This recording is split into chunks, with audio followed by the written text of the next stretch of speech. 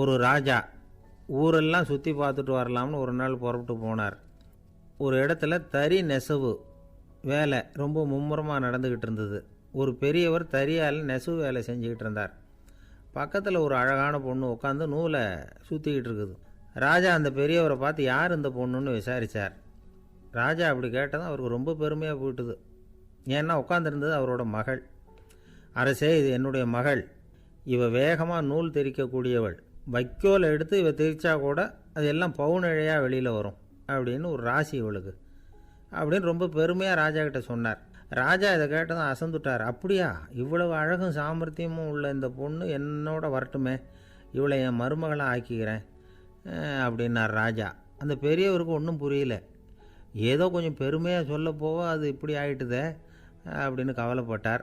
இருந்தாலும் ராஜா பேச்ச தட்ட முடியுமா, மகளை அனுப்பி வச்சுட்டார். ராஜா அந்த பொண்ணை அரண்மனைக்கு அழைச்சிட்டு வந்தார். அங்கே ஒரு அறையில் வச்சு பூட்டி விட்டார். அந்த ரூமு நிறைய வைக்கோலை கொண்டாந்து போட்டு அடைச்சாங்க. 3 ராட்டைகள் வேறு வச்சுருந்தாங்க. நாளைக்கு பொழுது விடியறதுக்குள்ளே நீ இந்த வைக்கோலையெல்லாம் தங்க இழைகளாக மாற்றி காட்டணும். நாளைக்கு காலம்புறம் வந்து நான் இந்த அறை கதவை திறப்பேன். உன் தகப்பன் சொன்னது மாதிரி எல்லாம் தங்கமாக மாறி இருக்கணும், இல்லைன்னா நீ உயிர் தப்ப முடியாது அப்படின்னு உத்தரவு போட்டார். பாவம் அந்த பொண்ணு என்ன பண்ணும், பகல் பூரா அழுதுகிட்டே உட்காந்துருக்குது. ராத்திரி பூராவும் தூக்கம் வரல. மறுநாள் அதிகாலை நேரத்தில் யாரோ கதவை தட்டுற சத்தம் கேட்டுது. பயந்துக்கிட்டே கதவை திறக்கிறா. திறந்து பார்த்தா வெளியில் 3 அவலட்சணமான பெண்கள்.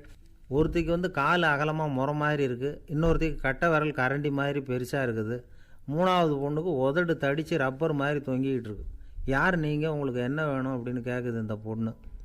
நாங்கள் உங்களுக்கு உதவி செய்கிறதுக்கு தான் வந்திருக்குறோம் அப்படின்னு சொல்லி உள்ளே வந்தாங்க. உட்காந்தாங்க. கொஞ்ச நேரத்துக்குள்ளே உள்ளே இருந்த வைக்கோலையெல்லாம் தங்க இழைகளாக மாற்றி கொடுத்துட்டு போயிட்டாங்க. காலையில் ராஜா வந்தார், பார்த்தார். ஆகா பேஷுனார். இன்னும் கொஞ்சம் வைக்கோலை கொண்டாந்து அந்த ரூமில் போட சொன்னார். இந்த வைக்கோலையும் இன்றைக்கி தங்கமாக மாற்றிவிடு, நாளைக்கு மறுநாள் உனக்கும் இளவரசனுக்கும் கல்யாணம்னு சொல்லிவிட்டார். இன்றைக்கி ராத்திரி அந்த 3 பொண்ணுங்களும் வந்தாங்க. வைக்கோலை பொண்ணு இழைகளாக மாற்றினாங்க, புறப்பட்டாங்க. இந்த பொண்ணு அவங்க காலில் விழுந்து வணங்கினா. என் உசுரை காப்பாற்றினீங்க, உங்களுக்கு நான் என்ன கைமாறு செய்ய போகிறேன் அப்படின்னா. பயப்படாத, நீ விரும்பினா எங்களுக்கு ஒரு உதவி செய்யலாம். உன்னுடைய கல்யாணத்துக்கு நாங்கள் 3 பேரும் வரோம். நீ எங்களை வந்து வரவேற்று ராஜாக்கிட்டேயும் இளவரசர்கிட்டையும் நாங்கள் வந்து உன்னோட பெரியப்பா பொண்ணுங்கன்னு சொல்லி அறிமுகப்படுத்தி வை, நாங்கள் விருந்து சாப்பிட்டுட்டு போயிடுறோம் அப்படின்னாங்க. ரொம்பவும் சந்தோஷமாக சரின்னு ஒத்துக்கிட்டா. கல்யாண நாள் வந்தது. கல்யாணம் ரொம்ப கோலாகலமாக நடந்துக்கிட்டு இருக்கு. எல்லா தேசத்து ராஜா ராணிகளும் வந்துக்கிட்டு இருக்கிறாங்க. அந்த 3 அவலட்சணமான பொண்ணுங்களும் வந்து சேர்ந்தாங்க. யார் இவங்கன்னு கேட்டார் ராஜா. என் பெரியப்பா பொண்ணுங்க அப்படின்னா அந்த பொண்ணு. காலும் உதடும் கட்டை விரலும் ஏன் இப்படி உங்களுக்கு அவலட்சணம் ஆயிட்டுது அப்படின்னு கேட்டார். அதுக்கு அந்த பொண்ணுங்க பதில் சொன்னாங்க. என்ன செய்கிறது, ஓயாமல் வைக்கோலை நூற்று ஒருத்தியோட கட்டை விரல் அப்படி கரண்டி மாதிரி ஆயிட்டுது, நாக்கில் தொட்டு தொட்டு திரிச்சதுனால ஒருத்தியோட உதடு அப்படி ஆயிட்டுது, காலால் கட்டையை அழுத்தி அழுத்தி தறி போட்டதுனால இன்னொருத்தையோட கால் அப்படி ஆயிட்டுது. உங்கள் மருமகளாக வந்திருக்கிற இந்த பொண்ணு அந்த 3ஐயுமே செய்ய தெரிஞ்சவ தான். என்ன ஆக போதோ இன்னும் கொஞ்ச நாளில் அப்படின்னாங்க. அவ்வளவுதான். ராஜா பயந்துட்டார். அம்மா, இன்னையிலேருந்து நீ இளவரசனின் மனைவி. நீ எப்பவும் அழகாக இருக்கணும், அதனால் நீ இனிமேல் வைக்கோலை திரிக்கவே கூடாது அப்படின்னு உத்தரவு போட்டார். அவளை இக்கட்டான சூழ்நிலையிலேருந்து காப்பாற்றின அந்த 3 பொண்ணுங்களும் சந்தோஷமாக திரும்பி போயிட்டாங்களாம். சுவாமி சின்மயானந்தர் இந்த கதையை சொல்லியிருக்கிறார். தன்னலம் மறந்து சுயலாபத்தை வந்து தியாகம் செய்கிறது வைக்கோல்லேருந்து தங்க இழையை நூக்கிறது மாதிரி அப்படிங்கிறார் அவர். அது இருக்கட்டும், இப்போ நம்ம கதைக்கு வருவோம். ஒரு ராஜா தன்னோட மகனுக்கு சுயவரம் நடத்தினார். எல்லா தேசத்திலிருந்தும் ராஜகுமாரர்கள் வந்திருந்தாங்க. ராஜகுமாரியை கல்யாணம் பண்ணிக்கலாம்ங்கிற ஆசையில் சுயம்பர மண்டபத்திலேருந்து எல்லா ராஜகுமாரர்களும் அலறி அடிச்சுக்கிட்டு வெளியில் ஓடி வந்துக்கிட்டு இருக்கிறாங்களாம். ஏன் இப்படி எல்லாரும் மிரண்டு போய் ஓடி வர்றாங்கன்னு கேட்டார் ஒருத்தர். அதுக்கு இன்னொருத்தர் விவரம் சொன்னார். ராஜகுமாரியை இன்றைக்கி தான் அவங்க நேரில் பார்த்தாங்களாம், அதுதான் அப்படி ஓடி வந்துக்கிட்டு இருக்கிறாங்க அப்படின்னார். ஒரு ஊரில் ஒரு ராஜா இருந்தார். அவர் அடிக்கடி காட்டுக்கு வேட்டையாட போவார். சில நண்பர்களையும் கூட அழைச்சிக்கிட்டு போவார். காட்டுக்கு போனதும் ஆளுக்கு ஒரு பக்கமாக போய் வேட்டையாடுவாங்க. சாயந்தரமாக திரும்பி வருவாங்க. மறுநாள் அரண்மனையில் உட்காந்து ஒவ்வொருத்தரும் அவங்க அனுபவங்களையெல்லாம் சொல்லிக்குவாங்க. அவங்க வீரத்துக்கு தகுந்த மாதிரி பரிசை அந்த ராஜா கொடுப்பார். இது மாதிரி ஒரு தடவை எல்லோரும் வேட்டைக்கு போயிட்டு திரும்பி வந்ததும் உட்காந்து பேச ஆரம்பிச்சிருக்கிறாங்க. ஒருத்தன் சொன்னான் தன்னுடைய வீரதீர செயலை பற்றி அளக்க ஆரம்பிச்சிட்டான். ஏன்னா அது அதுக்கு பரிசு கிடைக்க போகுதில்ல, அதனால். அவன் என்ன சொன்னான் தெரியுமா? அரசே, நேற்றுக்கு காட்டில் என்னாச்சு தெரியுமா? எனக்கு நேராக ஒரு சிங்கம் வாயை திறந்துக்கிட்டு வந்துட்டுது. நான் பயப்படவே இல்லை. உடனே ஒரு கல்லை எடுத்து குறி பார்த்து வீசினேன். சிங்கத்து வாய்க்குள்ளே போய் அந்த கல் மாட்டிக்கிட்டுது. அவ்வளவுதான். அந்த சிங்கம் என்னை பார்த்துட்டு பயந்துட்டு ஒரே ஓட்டமாக திரும்பி ஓடி போயிட்டுது அப்படின்னா. ஆஹா பலே அப்படின்னு எல்லோரும் கை தட்டினாங்க. ரெண்டாவது ஆள் ஒருத்தன் எழுந்திரிச்சான். அவன் சொல்ல ஆரம்பித்தான், அரசே, நான் போன வழியில் 2 பெரிய மலைப்பாம்பு கிடந்தது. என்னை முழுங்கிறதுக்கு வந்தது. நான் என்ன பண்ணேன் தெரியுமா? அந்த 2 பாம்போட வாலையும் ஒன்றா சேர்த்து முடிச்சு போட்டுட்டேன். அவ்வளவுதான். அது அங்கே இழுக்க இது இங்கே இழுக்க முடிச்சு நல்லா இறுகி போட்டுது அப்படின்றான். ஆஹா அற்புதம்னு சொல்லி எல்லாரும் கை தட்டினாங்களாம். அடுத்தபடியாக 3வது ஆள் ஒருத்தன் வந்தான். அவன் சொல்ல ஆரம்பித்தான், மன்னா, நான் போன பாதையில் குறுக்க ஒரு ஆறு. அதில் இறங்கி குளித்தேன். யாரோ காலை பிடிச்சி இழுக்கிறது மாதிரி இருந்தது. திரும்பி பார்த்தா ஒரு பெரிய முதலை. நான் உடனே அப்படியே ஒரு துள்ளல் துள்ளி அது முதுகில் போய் உக்காந்துக்கிட்டேன். அதை அப்படியே கரைக்கு நீந்த வச்சேன். கரைக்கு வந்து சேர்ந்ததும் அப்படியே ஒரே துள்ளி குதித்து கரைக்கு வந்துட்டேன் அப்படின்றான். அவன் தன்னுடைய வீரத்தை அப்படி சொல்லியிருக்கான். அடடா எப்பேற்பட்ட வீரம் அப்படின்னு எல்லாரும் கை தட்டினாங்களாம். 4வது ஆள் எழுந்திரிச்சான். மன்னா, நான் போன இடத்துல ஒரு கரடி வந்து என்னை துரத்த ஆரம்பிச்சுட்டுது. நான் ஒரு மலை உச்சிக்கு வந்துட்டேன். அதுக்கப்புறம் ஒரு அடி எடுத்து வச்சாலும் அதில் பாதாளத்தில் விழ வேண்டியது தான். அந்த நேரம் பார்த்து ஒரு பெரிய ராட்சச கழுகு அந்த பக்கமாக பறந்து வந்தது. நான் உடனே அப்படியே உயர எழும்பி அந்த கழுகோட காலை பிடிச்சிக்கிட்டேன். அப்படியே தொங்கிக்கிட்டே வந்தேன். ஒரு நல்ல இடம் வந்ததும் தொப்புன்னு கீழே குதித்து நடந்து வந்துட்டேன். நான் இதுக்கும் எல்லோரும் கை தட்டுறாங்க. கடைசியாக ஒரு ஆள் எழுந்திரிச்சான். அரசே, நான் வந்து போன வழியில் ஒரு பெரிய யானை குறுக்க வந்தது. பயங்கரமாக சத்தம் போட்டுக்கிட்டே வந்தது. நான் பயந்து ஓடலை. உடனே என்ன பண்ணேன் தெரியுமா? அந்த யானையோட வாலை பிடிச்சி தூக்கினேன். தலைக்கு மேலே தூக்கி கரன்னு சுற்றினேன். வேகமாக சுற்றி வீசி எறிஞ்சேன். அவ்வளவுதான். அதே ஸ்பீடில் அந்த யானை மேலே போக ஆரம்பிச்சுட்டுது. இன்னும் கூட அது போய்கிட்டே தான் இருக்குது, கீழே விழவே இல்லைன்னா. இதை கேட்டதும் ராஜாவுக்கு கோபம் வந்துட்டுது. என்ன முட்டாள்னு நினச்சிக்கிட்டு பேசுகிறியா? யானையை வந்து நீ வாலை பிடிச்சி தூக்குன, அதை நான் நம்பணுமா அப்படின்னார். உடனே இவன் பணிவாக பதில் சொன்னான். அரசே, ஒரு சிங்கத்து வாயில் கல் மாட்டிக்கிட்டதை நம்புறீங்க.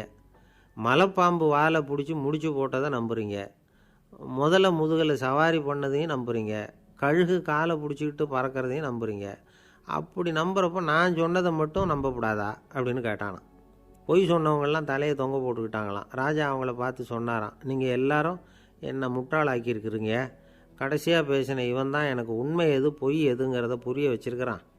இவன் தான் உண்மையான தைரியசாலி அப்படின்னு சொல்லி அவனுக்கே பரிசையெல்லாம் கொடுத்து பாராட்டினாராம். இப்படி ஒரு கதை. உண்மையை நிலைநாட்டுகிறவன் தான் உண்மையான வீரன் அப்படிங்கிறத இதிலிருந்து நாம் புரிஞ்சுக்கணும். இந்த காலத்துல எல்லாம் பொய் சொன்னால் தான் பிழைக்க முடியுங்கிறது ஒரு சில பேரோட நம்பிக்கை. ஒரு அப்பாவுக்கு தன் மகனுக்கு பொய் சொல்ல தெரியலையேங்கிற கவலை. பொய் சொன்னால் தான் இந்த உலகத்தில் பிழைக்கலாம், ஆனால் இவனுக்கு அது தெரியலையே, அதனால் இவனை அழைச்சிட்டு போய் நடுக்கடலில் விட்டுட்டு வந்துடுவோம் அப்படின்னு அழைச்சிட்டு புறப்பட்டான்.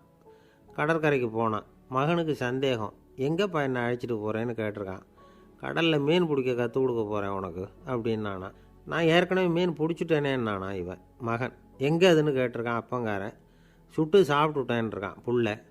அப்பங்காரன் பார்த்தான். சரி, நம்ம புள்ள பொழைச்சிக்கும் அப்படின்னு சொல்லி திருப்பி அழைச்சிட்டு வந்துட்டானான். கங்கை கரை தோட்டம் பக்கத்தில் ஒரு ஆசிரமம். அங்கே ஒரு பெரியவர் தங்கியிருக்கிறார். அவர் தான் ராமகிருஷ்ண பரமஹம்சர். அந்த ஆசிரமம் இருந்த இடம் கரக்பூர். வங்காளத்தில் பொதுவாக எல்லோரும் மீன் சாப்பிட்றது உண்டு. கங்கையில் குளிச்சுட்டு கையில் ஒரு மீனோடு வர்றது வழக்கம். இவர் இருக்கிற இடத்துக்கு கங்கையில் படகு வழியாக வரணும். அப்படி தான் எல்லோரும் வருவாங்க. வர்றவங்கள ஒன்று கூட்டி ஆன்மீக விஷயங்களை பற்றி பேசிக்கிட்டு இருப்பார். ஒவ்வொரு நாள் ஒவ்வொருத்தர் நகரத்துக்கு போகணும். வரும்பொழுது மீன் கொண்டுக்கிட்டு வரணும். அதுக்கு ஒரு அட்டவணையே உண்டு ஆசிரமத்தில். அது பிரகாரம் ஒரு நாள் சுவாமி யோகானந்தர் படகில் போனார்.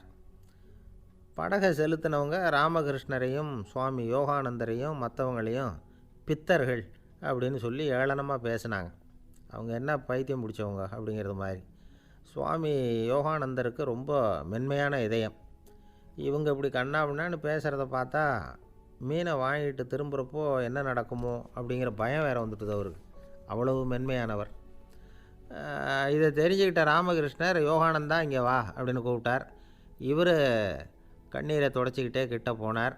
சொன்னார், ஐயா, படகு ஓட்டுறவங்க உங்களை பற்றி மோசமாக பேசுகிறாங்க. என்ன திட்டினா பரவாயில்ல, ஆனால் உங்களை அவங்க திட்டுறாங்க, அதை என்னால் தாங்கிக்க முடியல அப்படின்னார். இதை கேட்டதும் ராமகிருஷ்ணருக்கு கோபம் வந்துட்டு தான். என்னது, உன்னுடைய குருவை பற்றி அவங்க மோசமாக பேசும்பொழுது நீ சும்மா இருந்தியா? வெளியில் போ அப்படின்னு விட்டார். குரு நிந்தனை செய்கிறப்போ அதை கேட்டுக்கிட்டு சும்மா இருக்கலாமா? குரு நிந்தனையை கேட்டால் பாவம் இல்லையா? என்னை தூற்றும் போது அவங்க வந்து பாவம் செய்கிறாங்க, அதை கேட்டுக்கிட்டு நீ சும்மா இருந்தால் நீயும் பாவம் செய்கிற அப்படின்னாராம். அடுத்த நாள் சுவாமி நிரஞ்சனானந்தர் போக வேண்டிய நாள். இவர் படகுல போகும்பொழுதும் அதே மாதிரி நடந்து தான். அவங்க மோசமாக பேச ஆரம்பித்தாங்க, திட்ட ஆரம்பித்தாங்க. அப்படி கேலி பண்ண ஒருத்தனை இவர் என்ன பண்ணார், பலார்னு கன்னத்தில் அரைஞ்சிட்டார். இன்னொருத்தனை கங்கையில் தூக்கி எறியறதுக்கும் தயாராகிட்டார். அதுக்கப்புறம் அவங்க யாரும் வாயை திறக்கலை. மீன் வாங்கிட்டு வர்றப்பவும் படகுல ஒரே அமைதி, அவ்வளவு பயம் அவங்களுக்கு. ராமகிருஷ்ணர் கூப்பிட்டு விசாரித்தார் என்ன நடந்ததுன்னு. இவர் சொன்னார், அவர் யோகானந்தா போகும்பொழுது என்ன நடந்ததோ அப்படியே தான் இப்போவும் நடந்தது. குரு நிந்தனை செய்கிறத கேட்டுக்கிட்டு நான் சும்மா இருப்பேனா? ஒருத்தனை அப்படியே அரைஞ்சுட்டேன், இன்னொருத்தனை ஆற்றுல தூக்கி போட்டுருவேன்னு பயமுறுத்தினேன், அவ்வளவுதான் அப்படின்னாராம். இப்போவும் ராமகிருஷ்ணருக்கு கோபம் வந்துட்டு தான். என்ன இது, அணியறது காஷாயம், இருக்கிறது ஆசிரமம், உனக்கு இவ்வளவு கோபம் வந்ததுன்னா அப்புறம் என்னத்துக்கு ஆசிரமத்தில் இருக்கணும்? பிரம்மச்சாரி எப்பவும் அமைதியாக இருக்கணும் அப்படின்னு அறிவுரை சொன்னாராம் ராமகிருஷ்ணர். அப்போ இவர் கேட்டாராம், ஏங்க அவருக்கு ஒரு விதமான அறிவுரை சொன்னீங்க, எனக்கு வேறு விதமாக அறிவுரை சொல்கிறீங்க, இதில் எது உண்மை அப்படின்னு கேட்டிருக்கார். இதுக்கு ராமகிருஷ்ணர் சொன்ன பதில் என்னென்னா, அட அசடே, சக்கரத்தில் காற்று அதிகமாக இருந்தால் குறைக்கணும், குறைச்சலாக இருந்தால் கூட்டணும். அவன் சாது, அவனுக்கு அதிக உணர்ச்சி தேவை, உனக்கு படபடப்பு அதிகம், உனக்கு பொறுமை தேவை அப்படின்னாராம். இதில் உள்ள கருத்து என்னென்னா, கல்விங்கிறது எப்படின்னா அதை சூழ்நிலைக்கு தகுந்த மாதிரி கற்பிக்கணும். எல்லாருக்கும் ஒரே மாதிரி கற்பிக்கக்கூடாது. கேட்குறவர் தகுதி, புரிஞ்சுக்கிற திறமை, இதை பொறுத்து கல்வி அமையணும். ஆரம்ப காலத்தில் ஒரு குரு, அப்போ ஒரு சீடன் இருந்தான். அது வேடிக்கையான குரு, வேடிக்கையான சீடன். ஒரு ஆசிரமம். ஒரு நாள் ஒருத்தன் அவசரமாக அந்த குருவை தேடி வந்திருக்கிறான். என்ன விஷயம்னு விசாரித்தார் குரு. உங்கள் சீடர் என்னை வந்து அடிச்சுட்டார் அப்படின்னு புகார் பண்ணானான் அந்த ஆள். குரு சீடனை கூப்பிட்டார். அடிச்சியா இந்த ஆளை அப்படின்னு கேட்டாரான். ஆமான் இருக்கான் சீடன். ஏன் அடித்தே அப்படின்னு கேட்டாரான். இந்த ஆள் உங்களை பற்றி மட்டமாக பேசிவிட்டான், என்னால் அதை தாங்கிக்க முடியல, அதனால தான் அடிச்சுட்டேன்ருக்கான். அப்படி என்ன பேசினான் அப்படின்னு கேட்டாரான். உன்னுடைய குருநாதர் இப்போல்லாம் அர்த்தமில்லாமல் பேச ஆரம்பிச்சிட்டார் அப்படின்னு சொல்லிவிட்டான், அதனால தான் அடிச்சுட்டேன் அப்படின்னானான். அதுக்காக அடித்தே அப்படின்னாரான். நான் அதுக்காக அடிக்கலை குருவே, இப்போல்லாம் நீங்கள் அர்த்தம் இல்லாமல் பேசுகிறதாக அவன் சொல்கிறான், அப்படின்னா இதுவரைக்கும் நீங்கள் அர்த்தத்தோடு பேசினதாகத்தானே அர்த்தம், அது தப்பு தானே, அதனால தான் அடித்தேன் அப்படின்னானான். நம்மளில் சில பேர் ரொம்ப தைரியமாக இருப்பாங்க. நாம் கூட சொல்கிறது உண்டு, அந்த ஆளுகிட்ட வர்றதுக்கு எமன் கூட பயப்படுவான் அப்படின்னு சொல்கிறது உண்டு. தைரியசாலிகளை நெருங்கிறதுக்கு எமன் பயப்படுவான் அப்படின்னு சொல்கிறது உண்மை தான், அது பொய் இல்லை. மன வலிமை இருக்குது பாருங்கள், அது மனுஷனை காப்பாற்றும். இது வந்து மருத்துவ ரீதியான உண்மை. உடல் கோளாறுகள் மன ஆரோக்கியத்தை பாதிக்கும். மன எழுச்சி, மன போராட்டம் இதெல்லாம் வந்து உடல் இயக்கத்தில் மாறுதலை உண்டாக்குது. சில வகையான நோய்களுக்கும் மனசுக்கும் இருக்கிற சம்பந்தம் என்னங்கிறத பற்றியெல்லாம் இப்போ ஆராய்ச்சி பண்ணுறாங்க. ஆஸ்மா, மூட்டு வலி, பெருங்குடல் அழற்சி, உயர் இரத்த அழுத்தம், சோரியாசிஸுங்கிற தோல் வியாதி, வயிற்று புண்ணு, இந்த தைராய்டு நச்சுத்தன்மை, இது மாதிரி நோய்களை உண்டாக்குறதுல மனசோட பங்கு என்னங்கிறத பற்றியெல்லாம் ஆய்வு பண்ணி பார்த்துருக்குறாங்க. எதுக்கு எடுத்தாலும் சோர்ந்து போகிறது, தோண்டு போகிறது, இப்படிப்பட்ட மனவாகு, அதோட யாரும் நமக்கு உதவ முடியாது அப்படிங்கிற மனோபாவம், கைவிடப்பட்ட மனநிலைமை, இதெல்லாம் வந்து நோயோட தீவிரத்தை ரொம்ப அதிகரிக்க செய்யுதான். இவங்கெல்லாம் அந்த கைகால் வலிக்குது, உடம்பு அசதியாக இருக்குது, தூக்கம் வரல, முதுகு வலிக்குது, உடம்புல வந்து உணர்ச்சி குறையுது, கை கால் விரல்லாம் மரத்து போகுது, இப்படி ஏதாவது சொல்லிக்கிட்டு டாக்டர்களை தேடி வந்துக்கிட்டு இருப்பாங்க. நெஞ்சு வலி வந்து யாருக்கு வருது தெரியுமா? பதற்றம், போட்டி மனப்பான்மை, அளவுக்கு அதிகமான வேகம், துடிப்பு, பேராசை, எதுலேயும் கட்டுப்பாடு, நேரம் தவறாமை, அப்புறம் இதெல்லாம் வந்து உள்ள மனவாகு உள்ளவங்க இருக்கிறாங்கல்ல, அவங்க பெரும்பாலும் நெஞ்சு வலிக்கு ஆளாயிடுறாங்களாம். ஃப்ரீட்மேன் அப்படிங்கிறவர் நிறைய ஆராய்ச்சியெல்லாம் பண்ணி பார்த்துட்டு இதை உறுதிப்படுத்தியிருக்கிறார். அவர் பண்ணின ஆராய்ச்சியில் என்னெல்லாம் தெரிய வந்தது தெரியுமா? பொறுப்பு அதிகம் உள்ளவங்களுக்கு கண்டிப்பாக ரத்த அழுத்தம் வரும், அதிகமாக இருக்குமா. அதே மாதிரி கண்டிப்பாக இருக்கிறாங்கல்ல, அவங்களுக்கும் ரத்த அழுத்தம் அதிகரிக்குமா. ரத்த அழுத்தம் தனக்கு அதிகமாக இருக்குங்கிறத தெரிஞ்சுக்கிட்டவங்க தலைவலி, மயக்கம், இந்த தலை சுத்தல், அசதி, இது மாதிரியான உணர்வுகளை வந்து அவங்களுக்கு வந்துடும், அது மாதிரி உணர்வு. ஆனால் உண்மை என்ன தெரியுமா? இதெல்லாம் வந்து ரத்த அழுத்தத்தினால இல்லை. ரத்த அழுத்தம் கட்டுப்பாட்டுக்குள்ளே இருந்தால் கூட இவங்க இப்படி நினைக்கிறாங்களாம். இதுக்கு காரணம் மனசு தான் அப்படிங்கிறார் அவர். சில பேர் எப்படி தெரியுமா? ஒருத்தர் வந்து மாரடைப்பால் இறந்து போனார் அப்படின்னு கேள்விப்பட்டால் போதும், இறந்து போகிறதுக்கு காரணம் இதயம்தான் அப்படிங்கிற பீதியால், இதய தளர்ச்சி அப்படிங்கிற மனநோயால் பாதிக்கப்படுறார். இவங்கெல்லாம் அடிக்கடி தங்களுடைய இதய பகுதியை தொட்டு பார்த்துக்குவாங்க, நாடியை பிடிச்சி பார்த்துக்குவாங்க. அடிக்கடி மூச்சை உள்ளுக்கு இழுத்து வெளியில் விட்டு வலி வருதா அப்படின்னு பார்த்துக்கிட்டு இருப்பாங்க. வேறு எங்கேயாவது வலிச்சா கூட நெஞ்சை வலிக்குதா அப்படின்னு பார்ப்பாங்க. நெஞ்சு வலிக்குதுன்னு கூட சில பேர் சொல்ல ஆரம்பிச்சிருவாங்க. ஆஸ்மாவுக்கும் மனசுக்கும் சம்பந்தம் உண்டு. தீர்வு காண முடியாத மன போராட்டங்கள் எல்லாத்துக்கும் அடுத்தவங்களையே சார்ந்து இருக்கிற மனநிலை, இதெல்லாம் ஆஸ்மாவினுடைய தீவிரத்தை வந்து அதிகப்படுத்திடும். பயம், இது எப்படின்னா என்ன நடக்குமோங்கிற பதட்ட நிலை, அப்புறம் இந்த பயம், இதெல்லாம் வந்து சுவாசித்தலை வந்து அதிகரிக்க செய்யுது இல்லையா. இதனால் இரத்தத்தின் காரத்தன்மை அதிகமாகி நோயின் தீவிரமும் அதிகமாகுது. மன போராட்டம், மனக்கவலை, மன இறுக்கம், இதெல்லாம் வந்து தோல் வியாதியை தூண்டி விடுதான். இது மாதிரி இன்னும் எவ்வளவோ இருக்குது. அதனால் இன்றைக்கி நமக்கு தேவை என்னென்னா மன வலிமை, மலர்ந்த முகம். இது ரெண்டும் இருந்துட்டுதுன்னா பலவிதமான நோய்கள் நம்மக்கிட்ட நெருங்கி வராது. டாக்டர், என்ன நெருங்காமல் இருக்கிறதுக்கு நான் ஒரு காரியம் பண்ணுறேன் அப்படின்னார் ஒருத்தர். அவர் என்ன அர்த்தத்தில் சொன்னார்னா, டாக்டர் வந்து அவரை நெருங்காமல் இருக்கிறதுக்கு அவர் ஒரு காரியம் பண்ணுறாராம். நண்பர்கிட்ட சொன்னார். நண்பர் கேட்டார், அது என்ன காரியம் பண்ணுற அப்படின்னு கேட்டார். தினம் ஒரு ஆப்பிள் பழம் சாப்பிட்றேன்னார் அவர். ஏன்னா ஆங்கிலத்தில் ஒரு பழமொழி சொல்லுவாங்கள்ல, an apple a day keeps doctor away அப்படிம்பாங்க.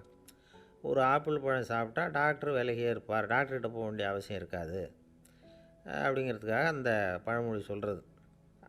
என்ன, நான் யாருமே நெருங்காமல் இருக்கிறதுக்கு நான் ஒரு காரியம் பண்ணுறேன்னார் இன்னொருத்தர். டாக்டர் நெருங்காமல் இருக்கிறதுக்கு ஆப்பிள் பழம் சாப்பிட்றேன்னார் அவர். என்னை யாருமே நெருங்காமல் இருக்கிறதுக்கு நான் ஒரு காரியம் பண்ணுறேன்னார் இன்னொருத்தர். அது என்னன்னு கேட்டோம். தினம் ஒரு பூண்டு சாப்பிட்றேன்னார்.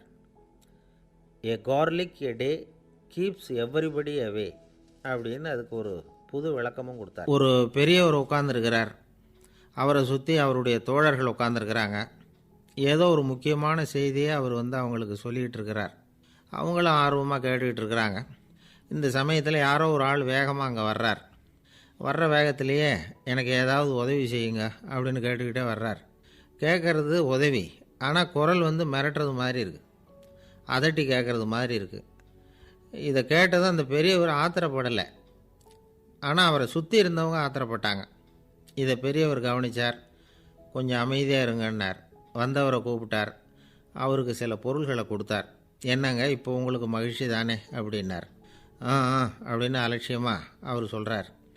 நான் உங்களை நல்ல முறையில் நடத்தினேன்னா அப்படின்னு கேட்குறாரு அவர் மறுபடியும். அதெல்லாம் ஒன்றும் இல்லை அப்படின்னு சொல்லி அவர் சொல்லிகிட்டு இருக்கிறாரு. குரலில் வந்து கடுமை குறையில. சுற்றி இருந்தவங்களால் இதை பொறுத்துக்க முடியல. கோபத்தோடு அவரை நோக்கி நெருங்க ஆரம்பித்தாங்க. பெரியவர் அவங்களையெல்லாம் தடுத்து நிறுத்தினார். வந்தவரை வாங்க என்னோட அப்படின்னு சொல்லி அழைச்சிட்டு போனார். வீட்டுக்கு போனார். அங்கே போனதும் இன்னும் சில பொருள்களை எடுத்து அவர்கிட்ட கொடுத்தார். இப்போ திருப்தி தானே, நான் உங்ககிட்ட நல்ல முறையில் நடந்துக்கிட்டேனா அப்படின்னார். அவர் முகம் இப்போ தான் கொஞ்சம் மலர்ந்தது. ரொம்ப நன்றி, இறைவன் வந்து உங்கள் குடும்பத்துக்கு எல்லா நன்மைகளையும் செய்வான் அப்படின்னு சொன்னார். இதே வார்த்தைகளை என்னுடைய தோழர்கள்கிட்டையும் வந்து சொல்லிட்டீங்கன்னா அவங்க கோபம் தணிஞ்சிரும், வர முடியுமான்னார். கண்டிப்பாக வர்றேன் அப்படின்னாரு. மறுநாள் காலையில் அந்த இடத்துக்கு வந்தார். அதே மாதிரி சொல்லிவிட்டு அவர் போயிட்டார். தோழர்கள்லாம் ரொம்ப வியப்போடு பெரியவரை பார்த்தாங்க. அந்த பெரியவர் தான் நபிகள் நாயகம். அவர் சொன்னார், ஒருத்தன் ரொம்ப ஆசையாக ஒரு ஒட்டகத்தை வளர்த்துக்கிட்டு வந்தான். ஒரு நாள் அந்த ஒட்டகம் வந்து கயத்தை அறுத்துக்கிட்டு ஓடி போயிட்டுது. அக்கம் பக்கத்தில் இருக்கிறவங்கெல்லாம் அந்த ஒட்டகத்தை பிடிக்கிறதுக்கு முயற்சி பண்ணாங்க. அதை துரத்திக்கிட்டு ஓடினாங்க. ஒட்டகம் வந்து தாறுமாறாக ஓட ஆரம்பிச்சிது. இந்த சமயத்தில் ஒட்டகத்தை வளர்த்தவன் அங்கே ஓடி வந்தான். நீங்கள் அதை ஒன்றும் செய்ய வேணாம், விட்டுருங்க. அதோட சுபாவம் எனக்கு நல்லா தெரியும். அதை சுலபமாக என்னோடய வழிக்கு கொண்டுட்டு வந்துட முடியும். நான் பார்த்துக்கிறேன், விட்டுருங்கோ அப்படின்னா. எல்லோரும் விலைக்கு போயிட்டாங்க. இவன் என்ன செஞ்சான் தெரியுமா? கொஞ்சம் புல்லை கையில் எடுத்துக்கிட்டு அந்த ஒட்டகத்தை நெருங்கினான். அவ்வளவுதான். அது ஓடி வந்து இவன் காலடியில் உட்காந்துக்கிட்டது. செல்லமாக அதை அப்படியே தடவி கொடுத்தான். முதுகில் ஏறி உட்காந்துக்கிட்டான். அது பாட்டுக்கு சாதுவாக நடந்து போகுது. இந்த கதையை நபிகள் நாயகம் தம்முடைய தோழர்களுக்கு சொல்கிறார். ஒட்டகத்தை மட்டும் இல்லை, சில மனிதர்களையும் கூட சில விதத்தில் அணுகி தான் அவர்களை வந்து சீர்திருத்த வேண்டியிருக்குது அப்படிங்கிறத அவங்களுக்கு உணர்த்தினார். இது ஒரு அழகான உளவியல் அணுகுமுறை. சில குடும்ப தலைவர்கள் கூட இந்த ஒட்டகம் மாதிரி நடந்துக்கிறது உண்டு. அப்புறம் அடங்கி போகிறதும் உண்டு. ஒரு குடும்ப தலைவர் காலையில் எழுந்திரிச்சதுலேருந்து சத்தம் போட்டு கத்திக்கிட்டு இருப்பார். பக்கத்தில் இருந்தவங்கெல்லாம் ஓடி போய் சமாதானம் பண்ணி பார்த்தாங்க. அவர் ஓயறது மாதிரி தெரியல. கடைசியில் அவர் மனைவி வந்தாங்க. நீங்கள் எல்லாம் விலகி போயிடுங்க, அவர் சுபாவம் எனக்கு தெரியும், நான் பார்த்துக்கிறேன் அப்படின்னாங்க. சரின்னு எல்லோரும் போயிட்டாங்க. சாயந்தரமாக வந்து பார்க்குறாங்க, அவர் சத்தம் இல்லாமல் ஒரு மூலையில் உட்காந்துருக்கிறார். ரொம்ப சாதுவா. ஆச்சரியமாக இருந்தது. என்னம்மா பண்ணீங்கன்னு கேட்டாங்க. அது ஒன்றும் இல்லைங்க, ஒரு வேளை சாப்பாட்டை நிறுத்தினேன், பட்னி போட்டேன், அவ்வளவுதான் அப்படின்னாங்க அந்த அம்மா. காசி மாநகரத்தை பிரம்மதத்தன் அப்படிங்கிற ராஜா ஆட்சி பண்ணிட்டு வந்தார். அவர் ஒவ்வொரு வருஷமும் ஒரு திருவிழா நடத்துறது வழக்கம். எல்லா தேசத்திலிருந்தும் எல்லா வகையான ஜனங்களும் அதில் வந்து கலந்துக்குவாங்க. ஒரு சமயம் அது மாதிரி விழா நடந்துக்கிட்டு இருந்தது. வைகுண்டத்திலேருந்து தேவலோகத்திலேருந்து நிறைய தேவகுமாரர்கள்லாம் காசி நகருக்கு அப்போது வந்திருந்தாங்க. அதில் முக்கியமாக ஒரு 4 தேவகுமாரர்கள். அந்த 4 பேரையும் சுற்றி ஏகப்பட்ட கூட்டம். அப்படி என்ன விசேஷம் அவங்கக்கிட்ட அப்படின்னா, மற்றவங்கள விட அவங்க முகம் அழகாக இருந்ததா அப்படி பார்த்தா அப்படியும் இல்லை. அவங்க அணிஞ்சிருந்த மலர் மாலைகள் தான் அதுக்கு காரணமாக. அந்த மலர்கள்லேருந்து அப்படி ஒரு அபூர்வமான நறுமணம். இதுக்கு முன்னாடி இப்படி ஒரு நறுமணத்தை அந்த ஊர் ஜனங்க அனுபவிச்சதே இல்லை. அதுதான் அந்த 4 பேரையும் சுற்றி கூட்டம். எல்லோரும் கேள்வி கேட்க ஆரம்பித்தாங்க. உடனே அந்த 4 தேவகுமாரர்களும் எல்லாருக்கும் தெரியும்படியாக வானத்தில் எழும்பி கொஞ்சம் உயரமாக நின்றுக்கிட்டாங்க. கீழே நின்றுக்கிட்டு இருந்த அரசன்லேருந்து ஆண்டி வரைக்கும் ஒருத்தர் பாக்கி இல்லாமல் ஒரே குரலில் எல்லாரும் அவங்கள பார்த்து, எங்களுக்கும் இது மாதிரி மாலையை போட்டுக்கணும்னு ஆசையாக இருக்குது, அதுக்கு நீங்கள் தான் அருள் பண்ணணும் அப்படின்னு கேட்டுக்கிட்டாங்க. மாலை போட்டுக்கிறதுனா எல்லாருக்கும் ஆசையாக தானே இருக்கும். அந்த 4 தேவகுமாரர்களில் ஒருத்தர் புத்தர் பிரான். அவர் சொன்னார், பூலோகவாசிகளே, நான் சொல்கிறத கொஞ்சம் பொறுமையாக கேளுங்க. கக்காரு அப்படிங்கிற கற்பக விருஷத்தின் மலர்களால் தொடுக்கப்பட்டது இந்த மாலை. இதுக்கு நிறைய சக்தி உண்டு. எந்த காலமும் இது வாடாது, வாசனையும் குறையாது. ஆனால் இதை அணிந்து கொள்கிறதுக்கு சில தகுதிகள் தேவை அப்படின்னார். என்ன தகுதி அது சொல்லுங்களேன் அப்படின்னு ஏக காலத்தில் எல்லாரும் சத்தம் போட்டாங்க. தீய இயல்புகள் உள்ளவங்க, இழிந்த சிந்தனை, இழிந்த செயல் உள்ளவங்க இந்த மாலையை அணிய முடியாது அப்படின்னார். அவ்வளோதான். கூட்டத்தில் சத்தம் போட்டவங்கள்லாம் மெதுவாக அப்படி அடங்க ஆரம்பிச்சிட்டாங்க. இன்னொரு தேவகுமாரன் சொன்னார், அடுத்தவங்க பொருளை அபகரிக்காதவன், அடுத்தவங்களுக்கு கெடுதல் பண்ணக்கூடிய பொய் பேசாதவன், பேராசையினால் கெட்ட வழியில் பொருள் ஈட்ட நினைக்காதவன் இந்த மாலையை போட்டுக்கலாம் அப்படின்னார். கூட்டத்திலேருந்து யாரும் முன்னுக்கு வரல. ஒரே ஒரு ராஜகுரு மட்டும் கொஞ்சம் முன்னாடி வந்தார். பெரியவர், படித்தவர். அவர், எனக்கு தகுதி இருக்குது அந்த மாலையை போட்டுக்கிறதுக்கு அப்படின்னார். வேறு ஒன்றும் இல்லை, பொய் சொல்லியாவது அந்த மாலையை வாங்கிக்குவோமே அப்படின்னு முடிவு பண்ணிட்டார் அவர். அவ்வளோதான், மாலையை வாங்கிட்டார். அடுத்த தேவகுமாரன் பேசினார். யாருக்கு திடமான அறிவும் மனமும் இருக்குதோ, யாருக்கு நல்ல காரியங்களில் அசையாத ஈடுபாடு இருக்குதோ, நல்ல அரிய பொருள்களை தனியாக தான் மட்டும் அனுபவிக்க விரும்பாதவர் யாரோ அவர் முன்னாடி வந்து இந்த மாலையை வாங்கிக்கலாம் அப்படின்னார். அந்த தகுதியும் எனக்கு இருக்குன்னார் ராஜகுரு. மாலையை வாங்கி போட்டுக்கிட்டார். இன்னொரு ராஜகுமாரன் பேச ஆரம்பித்தார். அறநெறியில் செல்வம் சேர்க்கணும், ஆடம்பர பொருள்களுக்கு அடிமையாகக்கூடாது, வெற்றி அடைஞ்சாலும் கர்வம் வரக்கூடாது, அப்படிப்பட்டவங்க இந்த மாலையை போட்டுக்கலாம்னார். துணிஞ்சு பொய் சொல்லி அதையும் வாங்கி கழுத்தில் போட்டுக்கிட்டார் இந்த ராஜகுரு. இன்னொரு ராஜகுமாரன் சொன்னார், சான்றோர்களை நிந்திக்காதவங்க, புறம் பேசாதவங்க இந்த மாலையை போட்டுக்கலாம்னார். அதையும் வாங்கி போட்டுக்கிட்டார். திருவிழா முடிஞ்சுது. எல்லோரும் திரும்பி போயிட்டாங்க.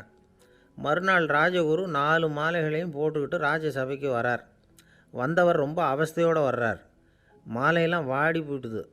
வாசனை எதுவும் கிடையாது. அது மட்டும் இல்லை, அவருக்கு கடுமையான தலைவலி வேறு வந்துட்டுது. துடிச்சு போயிட்டார். மாலையை கழட்டவும் முடியல.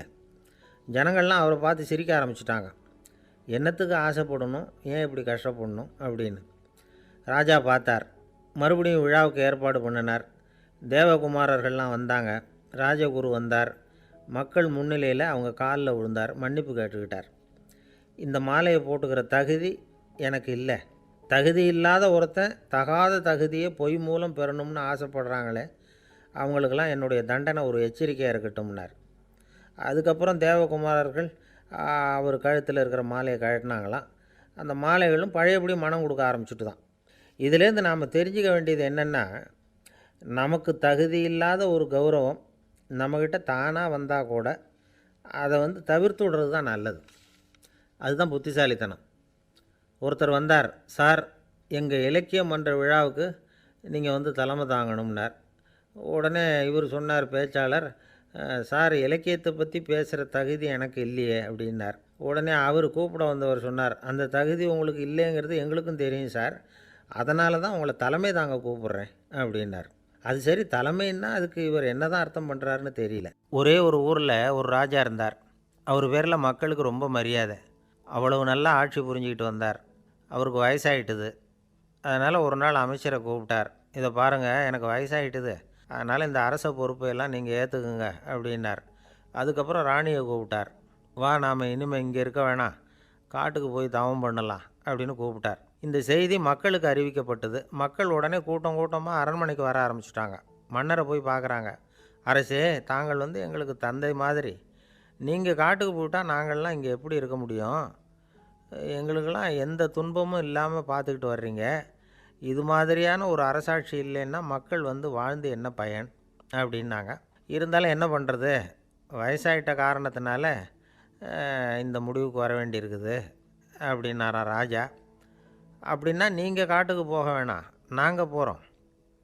நாங்கள் அங்கே போய் தவம் பண்ணுறோம், வழிபாடு பண்ணுறோம். கடவுள் வருவார், அவர்கிட்ட வரம் வாங்கிட்டு வந்துடுறோம் அப்படின்னாங்களாம். அப்படி சொல்லிவிட்டு உடனே எல்லோரும் காட்டுக்கு போனாங்க. நாட்டு மக்கள் எல்லாரும் ஒட்டு மொத்தமாக காட்டில் உட்காந்துக்கிட்டு தவம் பண்ணுறதை பார்த்தார் கடவுள். உடனே புறப்பட்டு வந்தார். எல்லோரும் இப்படி உட்காந்துருக்குறீங்களே, என்ன வேணும் உங்களுக்கு அப்படின்னு கேட்டார். உடனே மக்கள் எல்லாரும் ஒரு குரலில் சொன்னாங்க, சுவாமி, எங்கள் மன்னன் ரொம்ப நாளைக்கு நல்லபடியாக இருக்கணும். அவர் மகிழ்ச்சியாகவும் உடல் நலத்தோடும் இருந்தால் தான் நாங்கள் அமைதியாக வாழ முடியும் அப்படின்னாங்க. சரி, அதுக்கு என்ன செய்யணும் அப்படின்னார் ஆண்டவன். எங்கள் மன்னருக்கு இன்னும் ஒரு 100 வருஷம் ஆயுளை கொடுங்க அப்படின்னாங்க. அவ்வளவு தானே, சரி அப்படியே ஆகட்டும் அப்படின்னு சொல்லிவிட்டு ஆண்டவன் போயிட்டார். மக்கள் மகிழ்ச்சியோடு திரும்பி வந்தாங்க. மன்னா, கடவுள் வரம் கொடுத்துட்டார், நீங்கள் 100 வருஷம் வாழ போகிறீங்க அப்படின்னாங்க. இதை கேட்டதும் ராணி ராஜாவை வணங்கி, நான் தவம் செய்ய போகிறேன் அப்படின்னு புறப்பட்டாங்க. உடனே மக்கள் என்ன நினச்சாங்க தெரியுமா?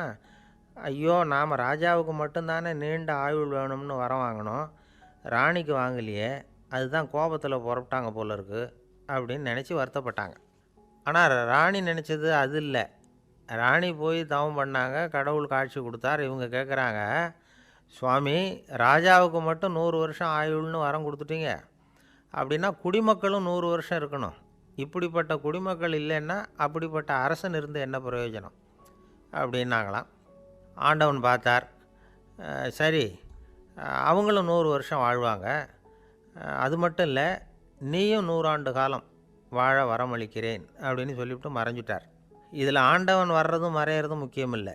இதில் கவனிக்க வேண்டியது ஆள்கிறவனின் விசால மனம், குடிமக்களின் விசால மனம், ஆள்கிறவன் மனைவியினுடைய விசால மனம். இப்படி ஒரு நாடு இருந்துட்டுதுன்னா எப்படி இருக்கும் வாழ்க்கை நினச்சி பாருங்கள். அதனால தான் பெரியவங்கள்லாம் சொல்கிறாங்க, இதய வாசல் திறந்தே இருக்கணும், இதயத்தின் கதவுகளை மூடாதீங்க அப்படின்னு சொல்லுவாங்க.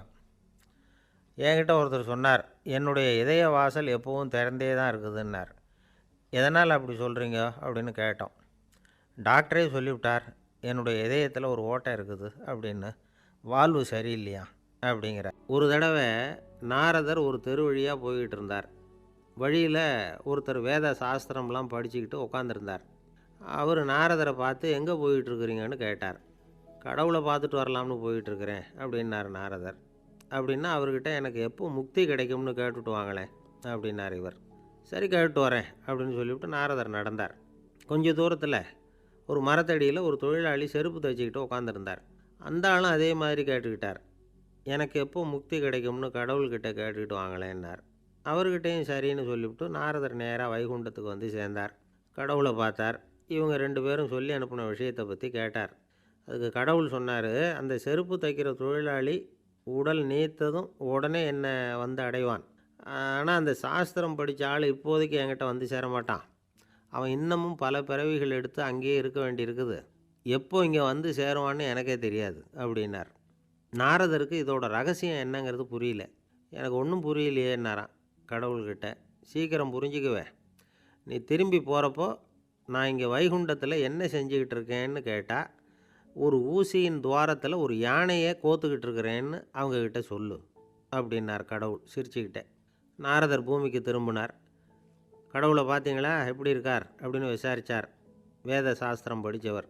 ஓ பகவானா, அவர் யானையை ஊசியின் காதில் நுழைச்சிக்கிட்டு இருக்கிறார் பார்த்தேன்னார் நாரதர்.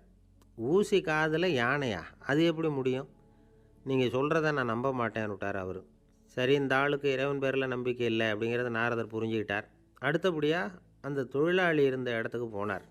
இறைவனை பார்த்தீங்களான்னு கேட்டார் அவர். பார்த்தேன், ஒரு ஊசி துவாரத்தில் யானையை கோத்துக்கிட்டு இருந்தார் அப்படின்னு சொல்லிவிட்டு நாரதர் அந்த ஆள் முகத்தை கவனித்தார். அந்த தொழிலாளி இதை கேட்டுட்டு கொஞ்சம் கூட ஆச்சரியப்படலை. அவரால் முடியாத காரியம் கூட உண்டானார். என்ன இப்படி சொல்கிற? ஊசியின் துவாரத்தில் யானையை கோக்க முடியும்னு நீ நம்புறியா அப்படின்னு கேட்டார் நாரதர். நிச்சயமாக நம்புகிறேன்னார் அவர். அது எப்படி அப்படின்னு கேட்டார் இவர். இதோ பாருங்கள், நான் இந்த ஆலமரத்தடியில் தான் தினமும் உட்காந்துருக்கிறேன். தினமும் இந்த மரத்திலிருந்து எவ்வளவோ பழம் கீழே விழுது. இந்த பழத்தில் இருக்கிற ஒவ்வொரு விதையிலேயும் உள்ள ஒரு ஆலமரம் இருக்குது. ஒரு சின்ன விதைக்குள்ளே ஒரு பெரிய ஆலமரம் இருக்க முடியுங்கிறப்போ ஊசி துவாரத்தில் கடவுள் யானையை நுழைய வச்சாருங்கிறத ஒத்துக்கிறதுல என்ன கஷ்டம் இருக்குது அப்படின்னு ரொம்ப சர்வசாதாரணமாக பதில் சொன்னாராம் அந்த தொழிலாளி. நாரதர் யோசனை பண்ணார். இந்த தொழிலாளி வேத சாஸ்திரங்களையெல்லாம் படிக்கலைன்னா கூட அறிவுபூர்வமாக சிந்தித்து இறைவனை நம்புகிறான். அதனால தான் கடவுள் இந்த ஆளுக்கு சீக்கிரம் முக்தி கிடைக்கும்னு சொன்னார் அப்படிங்கிறத புரிஞ்சுக்கிட்டாராம். இந்த கதையில் வர்ற கடவுள், நாரதர், வைகுண்டம் இதெல்லாம் ஒரு பக்கம் இருக்கட்டும். ஒரு சின்ன விதைக்குள்ளே ஒரு பெரிய ஆலமரம் தூங்கிக்கிட்டு இருக்கு அப்படிங்கிற உண்மை, அந்தரத்தில் 1000 கிரகங்கள் சுற்றிக்கிட்டு இருக்குங்கிற உண்மை, இதெல்லாம் நாம் பார்த்துக்கிட்டு தானே இருக்கிறோம். இந்த உண்மைகள் அதிசயமாக நமக்கு தெரியறதுனால அதை நம்பாமல் இருந்துட முடியாது. இயற்கையை பரிபூர்ணமாக நம்புங்கள், அந்த நம்பிக்கையே நம்ம வாழ்க்கைக்கு ஆதாரம் அப்படிங்கிறத விளக்கறதுக்காக தான் இந்த கதை. இந்த காலத்தில் நம்ம பிள்ளைங்களுக்கெல்லாம் இது மாதிரி நம்பிக்கை அதிகமாகவே இருக்குது. ஒரு நாள் ஒரு சின்ன பையன்கிட்ட கேட்டேன், ஏன்பா கடவுள் ஒரு பானைக்குள்ளே ஒரு யானையை நுழைய வச்சுட்டாருன்னு சொன்னால் அதை நீ நம்புவியா அப்படின்னு கேட்டோம். நம்புவேன் சார், அது ஒன்றும் பெரிய அதிசயம் இல்லைன்னா. எப்படிறான்னு கேட்டோம். எப்படின்னா அந்த பானை அந்த யானையை விட பெருசாக இருந்திருக்கும், அவ்வளவுதான் அப்படின்னு சொல்கிறான். ஒரு ஆள் அசையாமல் கிடக்கிறார். அவர் இருக்காரா போயிட்டாராங்கிறத எப்படி முடிவு பண்ணுறோம்? அவர் மூக்குக்கு முன்னாடி புறங்கையை வச்சு பார்க்குறோம், மூச்சு வருதா இல்லையா அப்படிங்கிறத கண்டுபிடிக்கிறதுக்காக. மூச்சுங்கிறது அவ்வளவு முக்கியமான ஒரு விஷயம். சுவாசம் இல்லைன்னா எதுவுமே இல்லை. நம்ம பூமி இருக்க அது கூட சுவாசிக்குதுங்கிறத சோவியத் விஞ்ஞானிகள் கண்டுபிடிச்சிருக்கிறாங்க. பூமிக்கு மேலே இருக்கிற மண் அடுக்கில் காற்றில் உள்ள ஆக்சிஜன் ஆக்சிகரணம் அடையுது அப்படின்னு தான் இதுவரைக்கும் எல்லோரும் நம்பிக்கிட்டு இருந்தாங்க. ஆனால் இப்போ என்ன கண்டுபிடிச்சிருக்கிறாங்கன்னா, அந்த ஆக்சிஜன் பூமிக்குள்ளே 1 கிலோமீட்டர் ஆழம் வரைக்கும் ஊடுருவி போகுதான். பூமிக்குள்ளே 2 பக்கமும் பல கிலோமீட்டர் வரைக்கும் பரவுதான். பூமிக்குள்ளே இருக்கிற நீர்நிலை அடுக்குகள் தான் நுரையீரல் செய்கிற வேலையை செய்யுதான். நம்ம உடம்புல நுரையீரல் இல்லைன்னா ஒன்றும் நடக்காது. ஒரு மரத்தை தலைகீழாக தொங்க போட்டால் எப்படி இருக்கும்? அப்படி யோசிச்சு பாருங்கள். அப்படி தான் இதுவும், நுரையீரலும் அப்படி தான் இருக்கும். வலது பக்கம் ஒன்று, இடது பக்கம் ஒன்று. வலது பக்கம் நுரையீரல் கொஞ்சம் பெருசாக இருக்கும். நுட்பமான நரம்பு குழாய்கள் அதில் இருக்கும். கோடிக்கணக்கான நுண்ணிய குழாய்களை வச்சுக்கிட்டு தான் அது வேலை செய்யுது. 25 கோடி குழாய்கள் இருக்கும். அதை அப்படியே முழுசாக பிரித்து பரப்புனா ஒரு டென்னிஸ் கோர்ட்டில் பாதி பரப்பளவு இருக்குமா. நுரையீரல் நிறம் கருஞ்சிவப்பு தான். புகை அதிகமாக உள்ளே போச்சுன்னா அது கருப்பாயிடுது. காற்றுல உள்ள பிராணவாயுவை இது இழுத்து எடுத்துக்கிட்டு ரத்தத்தை சுத்தப்படுத்துகிற முக்கியமான வேலையை இது செய்யுது. அசுத்த காற்றை வெளியில் அனுப்பி வச்சுருது. ஒருத்தர் வேகமாக ஓடி வரார், அவருக்கு மூச்சு இறைக்கும். பயங்கரமாக எதையாவது பார்த்து விடுறார், உடனே மூர்ச்சை ஆகிடுவார். இது மாதிரி சமயங்களில் வேறு எந்த தூண்டுதலும் இல்லாமல் நுரையீரல் தானாகவே இயங்கும். இப்படி ஒரு அவசியம் ஏற்படுறப்போ இயக்கத்தை தூண்டி விடுற முக்கியமான இணைப்பு மூளைக்கு கீழே முதுகு எலும்புக்கு மேற்பகுதியில் இருக்குது. அது உடனே சுவாசத்துக்கு அவசர உதவியை கொடுக்குது. இப்போ ஒருத்தர் பேசாமல் உட்காந்துருக்கார். இந்த சமயத்தில் அவருக்கு 1 பங்கு காற்று தேவைப்படுதுன்னு வச்சுக்கோங்க. அவர் எழுந்திரிச்சு நடக்கும் பொழுது 1.5 மடங்கு தேவைப்படும். ஓடினார்னா 3 மடங்கு தேவைப்படும். படுத்துருக்கிறப்ப அரை மடங்கு தான் தேவைப்படும். இதுக்கு நிமிஷத்துக்கு 16 தடவை மூச்சு விட்டாகணும். இப்படி சாதாரணமாக உள்ளே இழுக்கிற காற்று கொஞ்சம்தான் இருந்தாலும் இது மாதிரி 8 மடங்கு காற்றை உள்ளே இழுத்து வச்சுக்கிற சாமர்த்தியம் நுரையீரலுக்கு இருக்குதான். தண்ணி, நுண்கிருமிகள், ரசாயன பொருள் இப்படி எது உள்ளே போனாலும் நுரையீரல் சமாளிச்சுக்கும். 30 வருஷமாக விடாத புகை பிடிக்கிறவர் தொடர்ந்து உள்ளே அனுப்பி வைக்கிற புகையை கூட சமாளிக்குதுன்னா பார்த்துங்களேன். உள்ளே போகிற புகை நுட்பமான சுவாச முடிச்சுகளை அழிச்சு விடுது. கறி புகை அது மேலே படிஞ்சு உபயோகம் இல்லாமல் பண்ணிவிடுது. ஆனாலும் தேவைக்கு அதிகமாக 8 மடங்கு கூடுதலாக சுவாச முடிச்சுகள் நம்ம உடம்புக்குள்ளே இருக்கிறதுனால சமாளிக்க முடியுது. சமாளிக்க முடியலன்னா சில சமயம் மூச்சு திணறும். அதை ஒரு எச்சரிக்கையாக எடுத்துக்கிட்டு புகை பிடிக்கிற பழக்கத்தை விட்டுடணும். அதுதான் நல்லது. ஆனால் அப்படி யார் விடுறது? இணை பிரியாத 2 நண்பர்கள் இருந்தாங்களாம். 2 பேரும் விடாமல் சிகரெட்டு குடிக்கிறவங்க. அதில் ஒருத்தன் செத்து போட்டான். இன்னொருத்தன் அதுக்கப்புறம் 2 சிகரெட்டாக குடிக்க ஆரம்பித்தானான். ஏன் இப்படி பண்ணுறேன்னு கேட்டிருக்காங்க. நான் ஒரு சிகரெட்டு தான் குடிக்கிறேன், செத்து போன என்னுடைய ஃப்ரெண்டு இருக்கானே செத்து போனவன், அவனுக்காக இன்னொரு சிகரெட்டு குடிக்கிறேன் அப்படின்னு நானான். இது ரொம்ப ஆபத்து, விட்டுடு அப்படின்னு சொல்லியிருக்காங்க. சரின்னு ஒத்துக்கிட்டான். ஆனால் அதுக்கப்புறமும் ஒரு சிகரெட் வீதமாக குடிச்சிக்கிட்டே இருந்தான்.